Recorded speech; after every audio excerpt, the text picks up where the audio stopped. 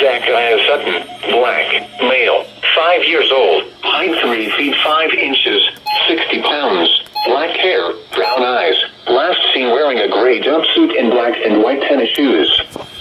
Police are looking for Pamela Medlock, 59 years old, black, female, height 5 feet 6 inches, 135 pounds, brown hair, brown eyes, and last seen wearing a maroon plaid jacket and khaki pants in connection with her abduction. The suspect is driving a dark green Jeep Wrangler bearing unknown Texas license plate. The suspect was last seen in Overton, Texas. Law enforcement officials believe this child to be in grave or immediate danger.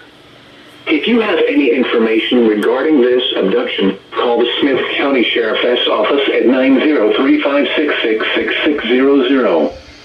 News media point of contact is the Smith County Sheriff's Office at 903-566-6600.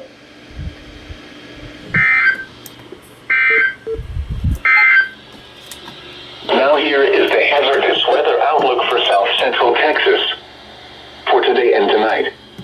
No hazardous weather is expected at this